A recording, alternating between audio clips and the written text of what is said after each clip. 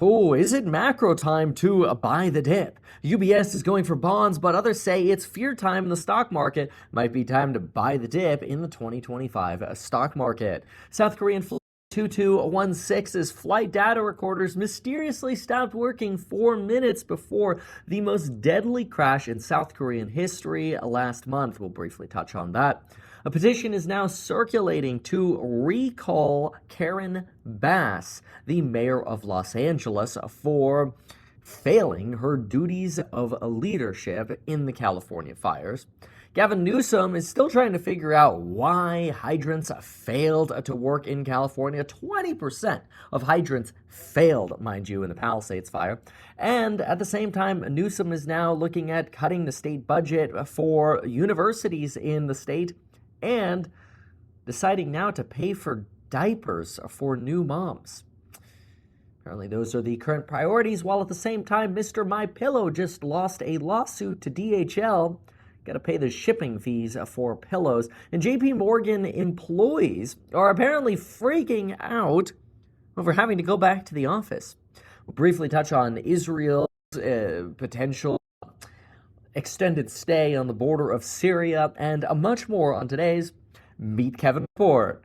News that makes you money. First up, let's get this out of the way because it is just devastating. 179 people died in the South Korean flight 2216 crash. Apparently, there was a potential bird strike in one of the engines. It's not clear if that's exactly what happened, but that's what's believed to have happened. But somehow that may have killed the hydraulics, people say, or the pilots just literally forgot to put the landing gear down for the plane they were landing, which is seems ridiculous and extremely scary, but apparently the plane came in for a belly landing. It didn't start its belly landing until halfway down the runway, which means half of its available runway was already used up, and then it ended up crashing into a concrete barrier at the end of the runway, killing 179 individuals. 2 people actually survived after they were flung from the back of the plane, and after they were flung, I guess they woke up in the hospital alive.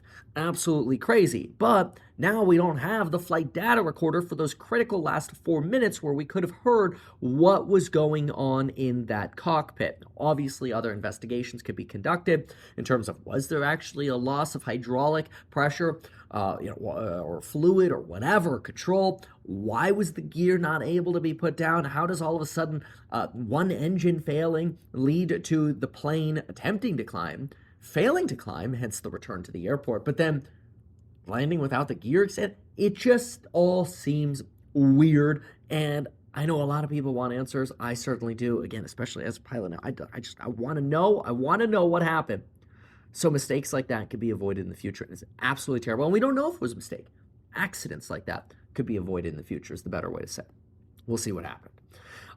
Anyway, on macro, let's hit this. UBS is apparently now going long on the 5-year treasury. They started going long on the 5-year treasury as of late last year.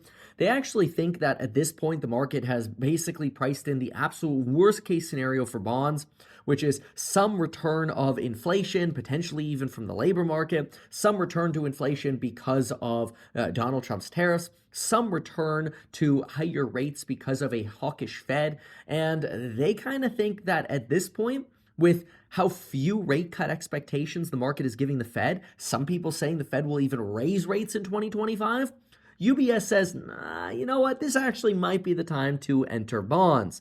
Now, don't listen to anyone's opinion on this, not even me, because I'll tell you, anybody could be totally wrong, and who knows, maybe rates will end up going up to 6%, and your investment will be even more upside down if you do that. But it is interesting to see that UBS is going long, and they're going for the 5-year treasury, so they're not going for as long as like a TLT, which is your 25-year sort of average maturity. Anyway, they see a continued weakness in interest rate sectors actually leaving the economy in potentially a slower state or more molasses-like state than others anticipate, and they think that will contribute to looser monetary policy than people think. They do think that the first half of 2025 might be unfriendly to the stock market and growth, mostly because of the level of uncertainty you're going to get out of Donald Trump in the first half of the year.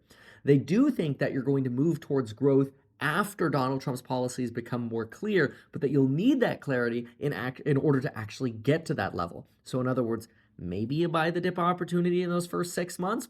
They think the same thing for China, by the way. The first 6 months, partly because of Trump, are going to be the most volatile. Now, the market ear actually thinks we're getting close to a buy the dip opportunity. They say that because fear and greed levels are at fear, sentiment is now mid-range, leverage has rotated off of highs, sentiment is returning, well, to neutral. That's also another way of saying mid-range. Fewer than half of S&P 500 stocks are above their 200-day moving average, the first time this has happened since November of 2023. They think we are actually getting potentially closer to buy the dip. Hashtag not personalized advice. Anyway, then I go actually back to even more pieces. UBS just published a few here. UBS says, hey, look, even if there is some cause for caution or some cause for potentially exposing yourself to bonds, they say, just look at how January performs. Usually how January performs is how the rest of the year goes. 75% of the time since 1928, this has been true. Green January, green year. Market positive has been, by the way, positive 43 times out of the last 60 years. So if you're keeping track, that works out to about 71.6% of the time. The market's going to end up by the end of the year. Now, obviously, we're coming off some pretty dang green years over the last 2 years, but they say, look, the bull market's only 2 years old. The average bull market is 6.6 years long. So, hey, we've actually got some more cooking to do. It's kind of an interesting duality coming from UBS here. It's like, oh, the first 6 months, I don't know, man, buy bonds. But then they're also like, no, I mean, things could still be bullish for the rest of the year. Okay, UBS, make up your mind.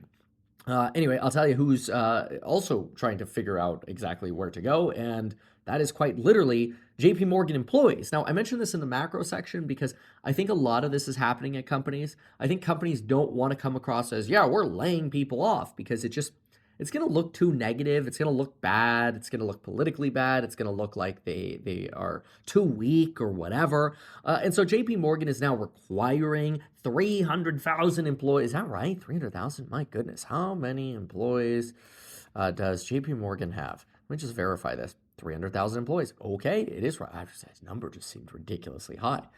Oh, geez. Anyway, JP Morgan is requiring all 300,000 of their employees to return to work starting in March with, quote, a few exceptions. Many employees then ended up leaving comments on the company's website where they posted these news updates about the increase in commuting costs, complaining about childcare costs and impacts on work-life balance. And all of these, by the way, I shouldn't say complaining, but that's what kind of JP Morgan's POV is, because these are valid comments that people are leaving, but JP Morgan is responding with a few different things. Number one, they've disabled comments on that website, so they don't want to hear it. They're basically going, and then they're saying, we know that some of you prefer a hybrid schedule and respectfully understand that not everyone will agree with this decision. We feel that right now is the right time to solidify our full-time in-office approach. We think it is the best way to run the company. Okay, look, I like JP Morgan. I actually think they're one of the best banks. I'm not saying they're the only option for banking. There are plenty of options, and I think there are some wonderful opportunities you can even get at smaller banks, regional banks, especially now that the banking crisis is basically over and the Federal Reserve banks are still way upside down, so I have to be careful about saying the banking crisis is over, but we know that the Federal Reserve is very well primed to bail out banks infinitely, essentially.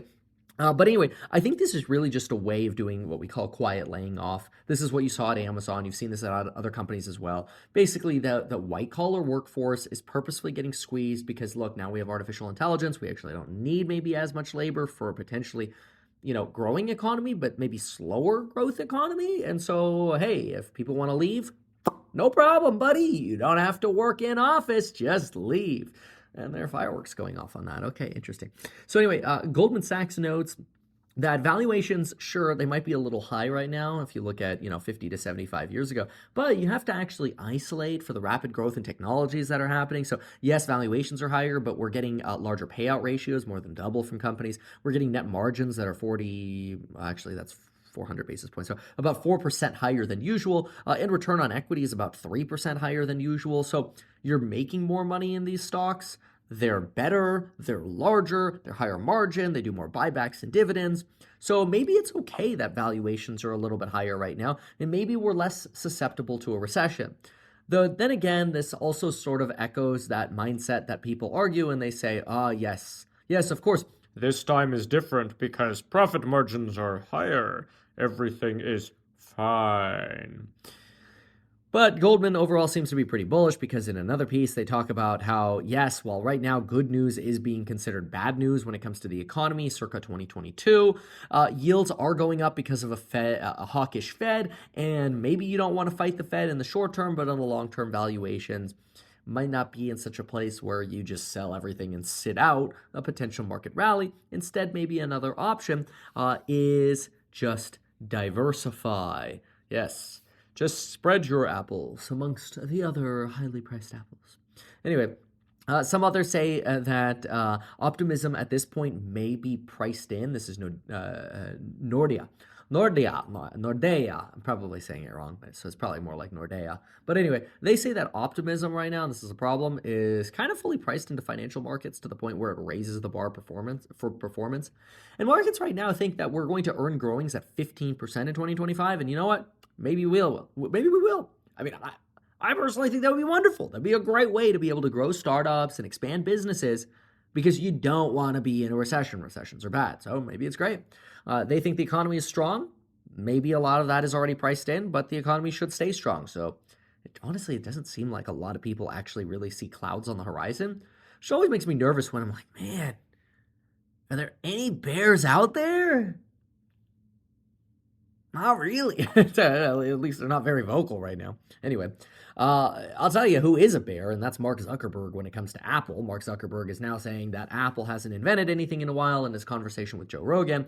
He says that they're squeezing everyone. He says that iPhone sales might ultimately be declining, that Apple wraps their devices into privacy protocols, limiting other companies from being able to access these devices. And look, the Apple iPhone was great because it got everybody into apps, which, after all, basically, helped Facebook on a mobile platform, and certainly via Instagram's acquisition and otherwise.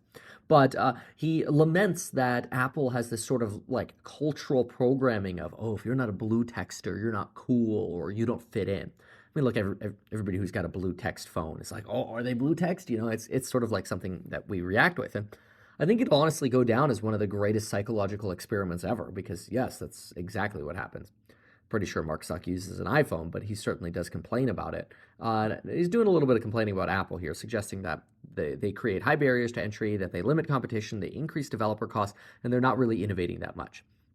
Okay, this is interesting because Apple did just come out with the Apple Vision Pro, which I thought is cool, but I just his daily use function is very, very low. I rarely use mine.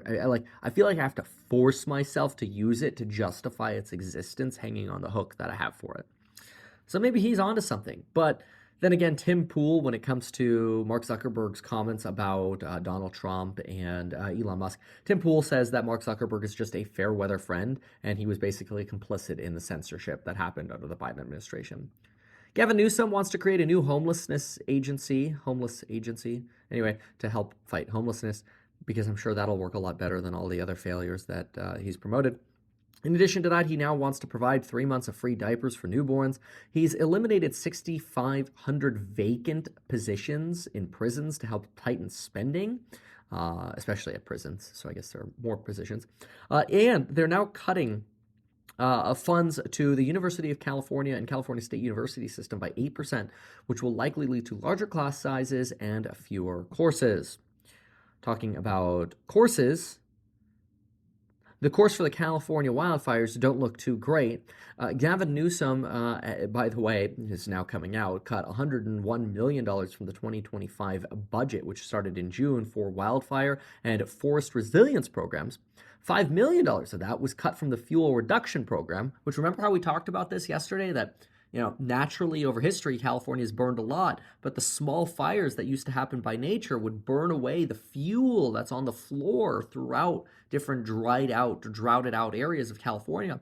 But without those natural smaller fires that are extinguished in lower wind environments by our firefighters, and a lack of actual forest management or controlled burns thereafter, what do you get? Well, you get a buildup of this fuel on the floor, and that's potentially one of the reasons you could have these mega fires, especially in a high wind environment.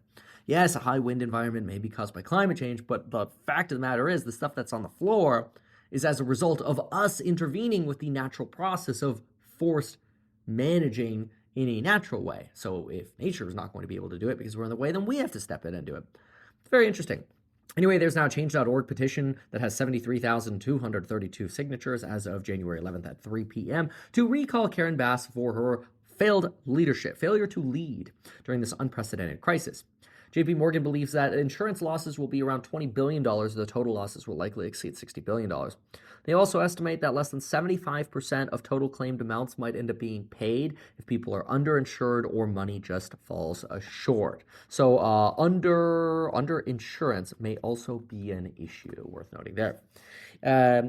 Is this just a bad spot to write? Okay, maybe this is just a bad place to put this, but have I mentioned that you could get life insurance in as little as 5 minutes? Yeah, you just go to metkevin.com/life and you can have the same life insurance that Lauren and I use. And I'm a pilot, so it's kind of good to have. But anyway, you can Apple Pay, Android Pay for it. Just go to metkevin.com/life and go check it out. That is an affiliate of the channel. Okay, 12% of homeowners in California apparently don't cover or hold and carry insurance, especially those in the Palisades Bowl Mobile Estates Park, which was completely destroyed.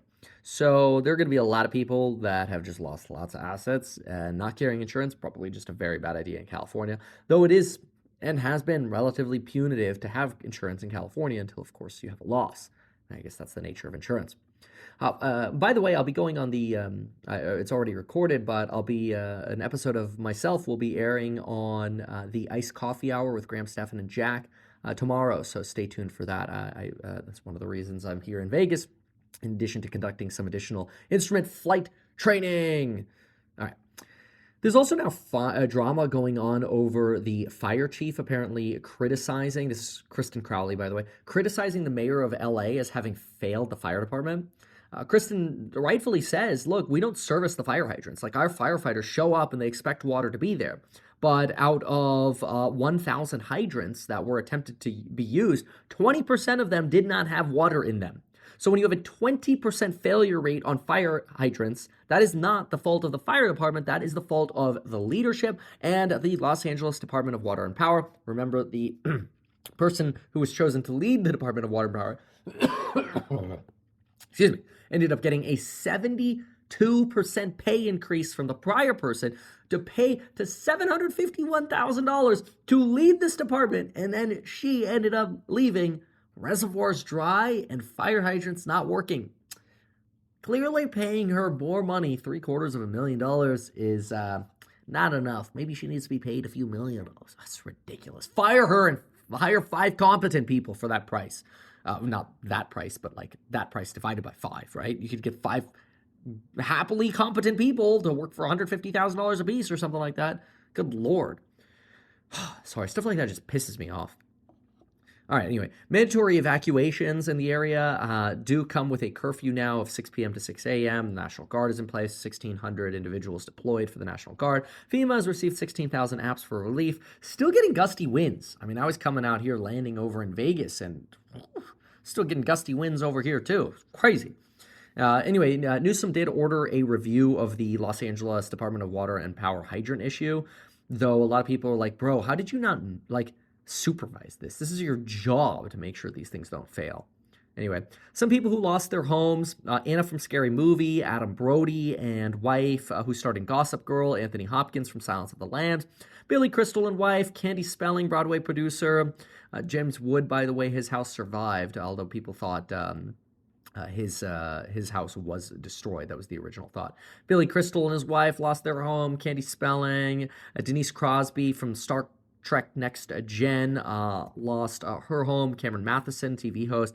Carrie Elwes from Princess Bride. Kobe Smulders from How I Met Your Mother. That last name just does not fit. I'm sorry, that's insensitive. Eugene Levy from American Pie. Heidi Montag and Spencer Pratt, reality TV. Jeff Bridges from Big Lebowski. John Riley. Mandy Moore from A Walk to Remember. This is such a good movie. And I love the songs, too. It's just heartbreaking. Anyway, Mel Gibson from Braveheart. Melissa Rivers, Joan Rivers' daughter.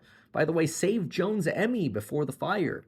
Yeah, didn't Joan Rivers get hired by, she somehow beat Annie.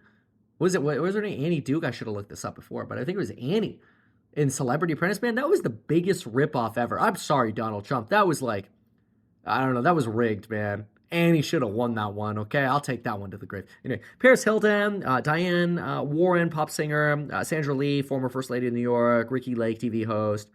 Jack Smith resigned. I don't know why he's in the list of people who lost their homes. He's not. It's just a separate line. Jack Smith resigned, for what that's worth. Mike Lindell, we talked about him getting sued by DHL, and now he's got to pay $778,000 after failing to pay for a contract. Israel. This was an interesting one. Okay, so basically Israel has soldiers that have raided the Syrian border and, temporarily set up blockades in the area just east of the Golan Heights. A lot of people wonder, okay, is Israel going to be here forever? But the answer is probably yes. They'll probably create a buffer zone in Syria, especially since Syria has really, fallen. Well, the Assad regime has fallen, which could be good because maybe the civil war in Syria will finally be over. Remember what happened? This all happened, over the holidays. I mean, between Thanksgiving and Christmas, the Assad regime, which has been in power for 54 years, collapsed. Assad is believed to have fled through, a Russian airplane or helicopter or whatever out of Damascus after rebels surrounded it. He's probably in Russia and probably has been granted asylum on what people believe to be, quote, humanitarian grounds, which is odd given the history of the Assad regime.